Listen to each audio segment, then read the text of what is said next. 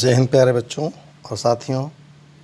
आज हम लोग 19 जून का करंट अफेयर्स लेकर आए हैं, जिसमें हम देखेंगे कि कौन कौन सी ऐसी घटनाएं रहीं जो हमें राष्ट्रीय और अंतर्राष्ट्रीय स्तर पर प्रभावित करती हैं, जिनका संबंध हमारी परीक्षाओं से हो सकता है। ये चीज़ मैं रोज़ सुनाता रहता हूँ आपको, ताकि आप इन घटनाओं को आसानी से समझ सकें और उन घटनाओं के बारे में अपना व्यू बना सकें, ताकि आसानी से परीक्षाओं में प्रश्न हल किए जा सकें, है ना। चलिए बिना लेट लपेट किए आज शुरू करते हैं अपना सेशन, जो महत्वपूर्ण बिंदु हैं और किस प्रकार उन्हें परीक्षा में आसानी से हम टैकल कर सकें, उन्हीं बिंदुओं को लेकर हम लोग चर्चा करते हैं। तो चलिए शुरू करते हैं। सबसे पहले आपको जवाब देना होगा पिछले पूछे गए प्रश्न का। प्रश्न क्या था? चर्चा में रही गलवान घाटी किस राज्य केंद्र शासित प्रदेश का हिस्सा है। मैंने आपसे पूछा था कि जो गलवान घाटी इस समय बहुत चर्चा में है, वो किस राज्य का हिस्सा है, तो आपको जवाब देना था। तो ऑप्शन थे अरुणाचल प्रदेश, जम्मू कश्मीर, लद्दाख और हिमाचल प्रदेश। आपको इनमें से जवाब देना था कहाँ पर है गलवान घाटी। तो आपको सही से पता है, इस समय खूब चर्चा में है। तो ये है कहाँ पर? लद्दाख क्षेत्र में। कहाँ पर है? लद्दाख क्षेत्र में। ठीक है, अब बात करते हैं, अब शुरू करते हैं अपना सेशन एक एक बिंदुओं को लेकर। चलिए पहला है कि फिगर देख लीजिए। डीके जैन किस संस्था के लोकपाल थे जिनका कार्यकाल 1 वर्ष के लिए एक्सपेंड किया गया, यानी बढ़ाया गया है। तो आपको जवाब देना था डीके जैन किस संस्था के लोकपाल थे जिनका कार्यकाल 1 वर्ष के लिए बढ़ाया गया। तो बीसीसीआई के थे, Bharat cricket control board of India के लोकपाल थे, जिनका कार्यकाल 1 वर्ष के लिए क्यों बढ़ा गया?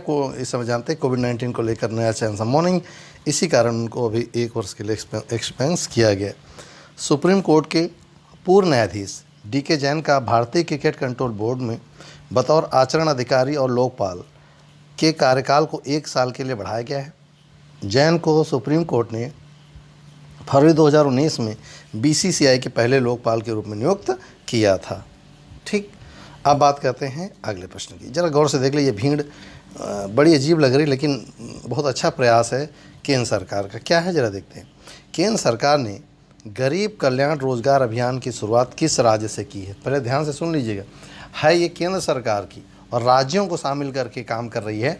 तो केंद्र सरकार ने गरीब कल्याण रोजगार अभियान, नोट करेंगे, गरीब कल्याण रोजगार अभियान की शुरुआत कहाँ से करी है? बिहार से।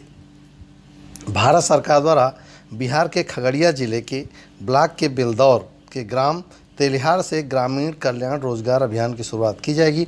यह विशाल एक ग्रामीण सार्वजनिक कार्य योजना है जो वापस आने वाले प्रवासी श्रमिकों को सहित ग्रामीण नागरिकों को भी जोड़ता है।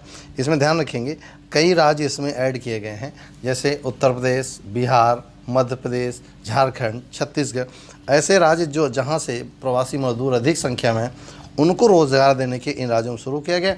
तो कुल मिला के 8 राज्यों में शुरू हुआ है, जिनमें पहला राज्य कौन सा है? बिहार से इसकी शुरुआत हुई है ना। ये था हमारा ग्रामीण रोजगार अभियान। अगला है, देख लीजिए, सस्टेनेबल गैस्ट्रोनॉमी डे। क्या है? सस्टेनेबल गैस्ट्रोनॉमी डे कब मनाया गया? 18 जून को। क्या है? हर साल 18 जून को विश्व स्तर पर सस्टेनेबल गैस्ट्रोनॉमी डे मनाया जाता है। यह दिन गैस्ट्रोनॉमी को प्रकृति से संबंधित सांस्कृतिक अभिव्यक्ति सहित दुनिया की सांस्कृतिक विविधता के रूप में स्वीकार करने के लिए मनाया जाता है।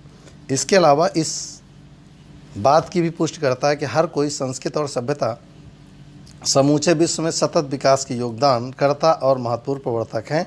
सही शब्दों में कहा जाए तो गैस्ट्रोनॉमी के लिए समर्पित एक दिवस है, जिसमें शारीरिक संरचनाओं में कोई विकार ना आए, उसके लिए एक दिवस मनाया जाता है, जिसे कहते हैं सस्टेनेबल गैस्ट्रोनॉमी डे, 18 जून, है ना। आगे देखते हैं। चलिए भैया देख लीजिए क्या है। मारुति सुजुकी,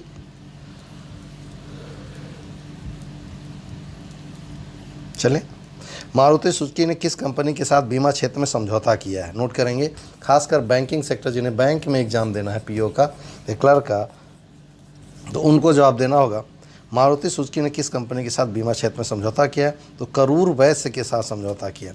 मारुति ने करूर वैश्य बैंक के साथ मिलकर शुरू की flexible financial scheme. Maruti Suzuki India ने करूर बैंक के साथ मिलकर एक नए ग्राहकों के लिए सरल और लचीली फाइनेंशियल स्कीम शुरू की है। मारुति बैंक के सहयोग से कंपनी के वैन इको मॉडल को छोड़कर सभी मॉडलों पर 6 महीने के हॉलीडे पीरियड के लिए खरीदारों को कार की ऑन रोड कीमत का 100% लोन मुहैया कराएगी। यानी पहले होता था कम से कम 80% पैसा दे देती थी कौन, बीमा कंपनी, 20% तक देना होता था ग्राहक को, आपको गाड़ी मिल जाएगी। लेकिन अब क्या है, 100% 6 महीने के लिए आपको गाड़ी मिल जाएगी। 100% कौन देगा finance, government, sorry Maruti Suzuki और कौन सी कंपनी, करूर वैश्य बैंक करेंगे, है ना। चलिए अगला देते हैं। ये बहुत बड़ी उपलब्धि रही। भारत की अंतर्राष्ट्रीय संगठन में अस्थायी सदस्य के रूप में मान्यता मिली। तो किसके, कहाँ मिली, यूएनओ सुरक्षा परिषद में, यानी संयुक्त राष्ट्र संघ की जो सुरक्षा परिषद है उसमें भारत को अस्थायी सदस्यता के रूप में मान्यता मिली है।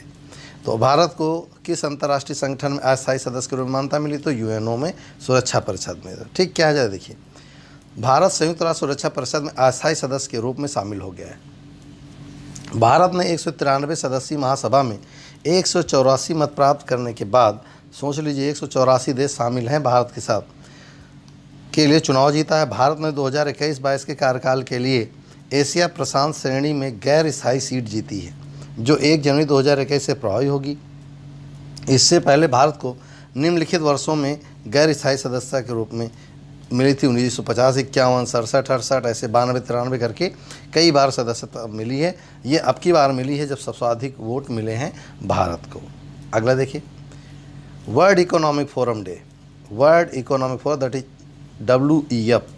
WEF की सूची में कौन सी 2 भारतीय कंपनियां शामिल की गई हैं, तो जस्ट मनी और स्टील ऐप, नोट करेंगे, जस्ट मनी और स्टील ऐप, ये 2 भारतीय कंपनियां वर्ल्ड इकोनॉमिक फोरम में शामिल की गई हैं। देखिए ज़रा, वर्ल्ड इकोनॉमिक फोरम ने वर्ष 2020 की 100 टेक्नोलॉजी कंपनियों की लिस्ट जारी की है। WEF ने 100 नई टेक फर्मों के पुरस्कार विजेताओं की सूची जारी की है, जो कार्बन कैप्चर, अल्टरनेटिव और परिपथ अर्थव्यवस्थाओं में अग्रणी हैं, जबकि उनमें से कुछ का उद्देश्य खाद्य सुरक्षा, वित्तीय पहुंच आदि को संबोधित करना है। 20वीं सदी में 100 तकनीकी पायनियर्स कंपनियों की लिस्ट में 2 भारतीय कंपनी जस्ट मनी और स्टील ऐप को शामिल किया गया। इस सूची में शामिल कंपनियों को वर्ल्ड इकोनॉमिक फोरम के द्वारा बहुत सारी रियायतें दी जाती हैं। चलिए अब बात करते हैं एशियन डेवलपमेंट बैंक, ज़रा देख लीजिएगा, ये उसका फेस है, यस देखते हैं। ADB ने वित्त वर्ष 2021 में भारत की GDP में कितनी प्रतिशत गिरावट की संभावना व्यक्त की, तो 4% की ADB ने। एशियन डेवलपमेंट बैंक ने भारतीय अर्थव्यवस्थाओं के फाइनेंशियल ईयर 2021 में 4% तक संकुचन रहने का अनुमान जारी किया है। भारतीय अर्थव्यवस्था में गिरावट का कारण कोविड-19 को रोकने के लिए लागू किए गए राष्ट्रव्यापी लॉकडाउन के कारण 2 महीने से अधिक समय तक बंद रहे व्यवसायों को बताया गया है। तो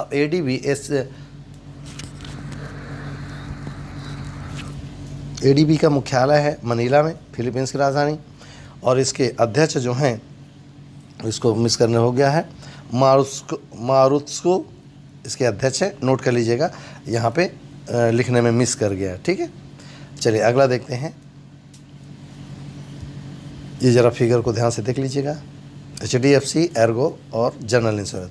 HDFC बैंक ने किस यूरोपीय कंपनी के साथ समझौता किया है, किस क्षेत्र में, फाइनेंस के क्षेत्र में।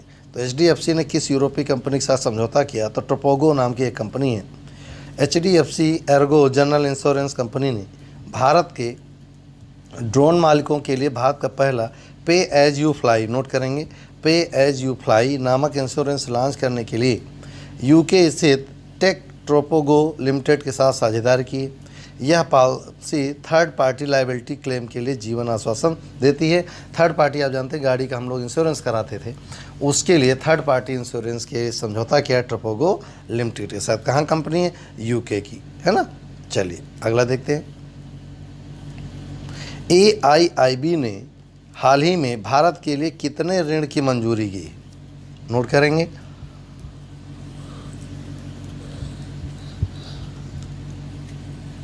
एशियन इंफ्रास्ट्रक्चर इन्वेस्टमेंट बैंक ने $750 मिलियन की सहायता राशि मंजूरी दी है कोविड-19 से उबरने के लिए। Asian infrastructure investment bank AIB ने भारत को गरीब और कमज़ोर वर्ग में पड़ने वाले कोविड-19 के प्रभाव के खिलाफ अपनी लड़ाई को मजबूत करने के लिए 750 मिलियन लगभग 5,714 करोड़ रुपए ऋण देने की पुष्टि की, जिससे कोविड-19 से जल्दी से भारत उभरे और वह फिर अर्थव्यवस्था में अपना योगदान देना प्रारंभ कर दे। तो ये AIIB का उद्देश्य था, ऋण देने का। अब बात करते हैं कुछ महत्वपूर्ण बिंदु जो हम आपके लिए लेकर आए। सबसे पहले खनिज का नाम, सर्वाधिक उत्पादक राज्य। आपको जवाब देना है सर्वाधिक खनिज का नाम और उत्पादक राज्य। सबसे पहला, सोना का सबसे बड़ा उत्पादक कर्नाटक। खान क्या है? कोलार। चांदी राजस्थान, जावरखान। जिप्सम राजस्थान। मैग्नीज उड़ीसा, मयूरभंज जिला। लौह अयस्क झारखंड। कोयला झारखंड। अभ्रक झारखंड, नोट करेंगे अभ्रक को, छत्तीसगढ़ था बदला। Bauxite Orissa. Manganese Orissa. Lignite Tamil Nadu. जस्सा राजस्थान, जावरखान। हीरा मध्य प्रदेश, पन्ना। यूरेनियम झारखंड और तांबा झारखंड में उत्पादक प्रमुख हैं। ये एक न एक परीक्षा में आपके रखा मिलेगा ही मिलेगा, तैयार कर लीजिएगा। अगला देश लेते हैं हम लोग, पुर्तगाल।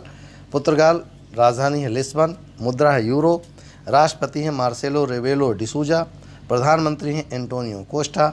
संसद है असेंबली ऑफ द रिपब्लिक। महाद्वीप है यूरोप। राष्ट्रभाषा है पुर्तगीज यानी पुर्तगाली। जनसंख्या में स्थान 89वां। GDP में 46वां। क्षेत्रफल में 109वां और राष्ट्रध्वज आपके सामने है। तो ये है हमारे लिए एक महत्वपूर्ण देश जिसके बारे में जानना था। आज के लिए अभ्यास का प्रश्न है, हाल ही में चर्चा रहे किस राज्य में बिनायकी नामक हाथिन की हत्या का प्रकरण मीडिया में सुर्खियों में रहा। फिर से नोट कर लें, बिनायकी नामक हाथिन की हत्या का प्रकरण मीडिया में सुर्खियों में रहा। राज्य हैं तमिलनाडु, केरल, महाराष्ट्र और कर्नाटक।